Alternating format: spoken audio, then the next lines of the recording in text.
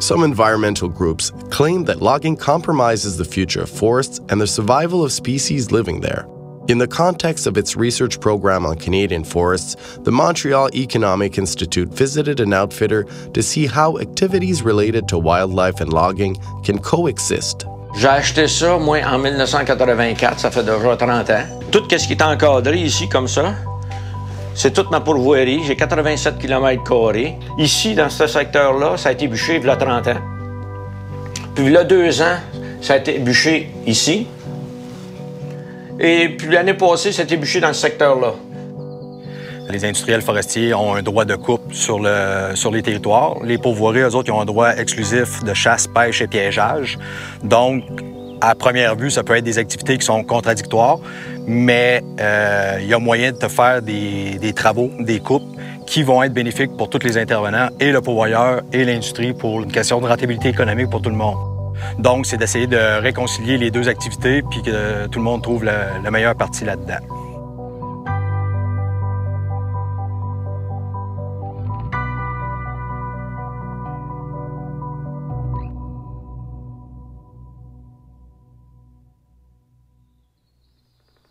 Une fois que la machinerie a fait son sentier pour débarder le bois, pour l'emmener au bord de chemin, après ça, c'est sûr que ça facilite la fonte.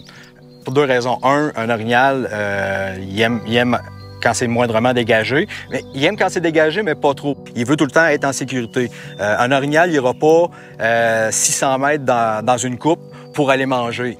Vois-tu, ils ont laissé ma trail.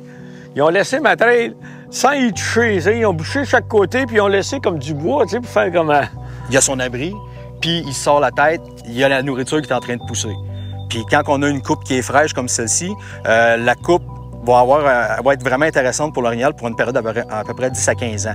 Fait que là, on est comme dans le prime time, là, 2 à 3 ans après, là c'est frais, c'est tendre. Pour l'orignal, c'est du bonbon. Là. On a fait le tour du territoire et puis on a vu qu'il y avait eu des coupes de bois. Fait que ça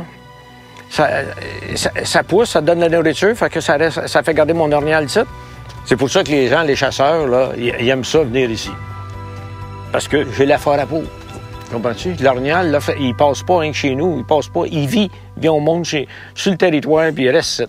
L'orignal est dérangé pendant une période X ici, sauf qu'il est capable de se déplacer sa pourvoirie sans problème, puis il n'a pas besoin de faire ben long pour retrouver les conditions gagnantes.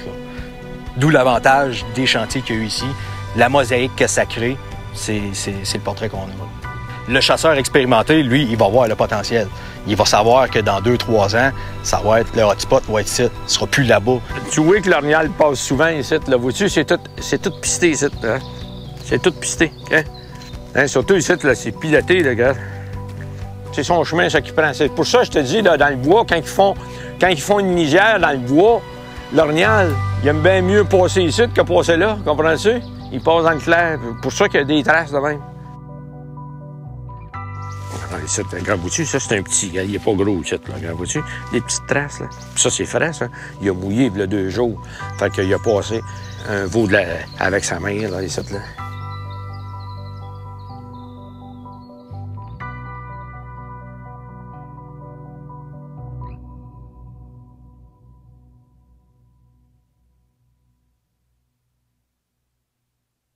Si on regarde le lac ici, vois-tu, là, ça, c'est la pointe du chalet qui est là. Le chalet est ici.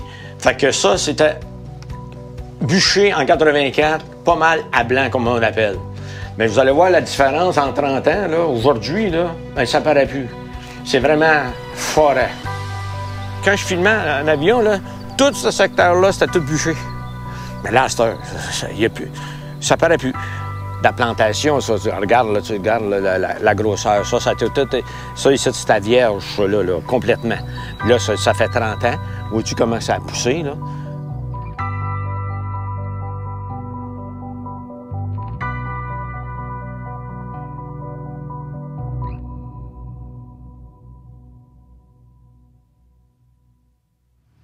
Une prochaine coupe, peut-être dans 2 ans, dans 2 ans, dans ce secteur ici, là. On est à l'accueil, ici, là. Mais là, ils sont supposés de bûcher comme ça, ici, là.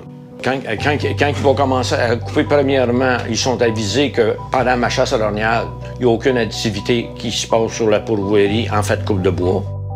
Premièrement, c'est dangereux.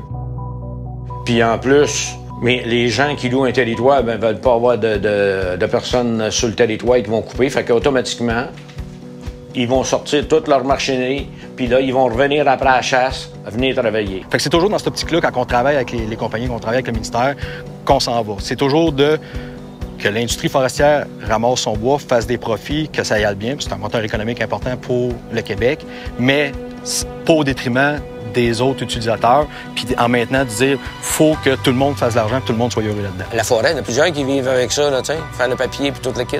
Des meubles, ça prend du bois. Fait que quand on fait des belles jobs, c'est bien fait, on regrette pas.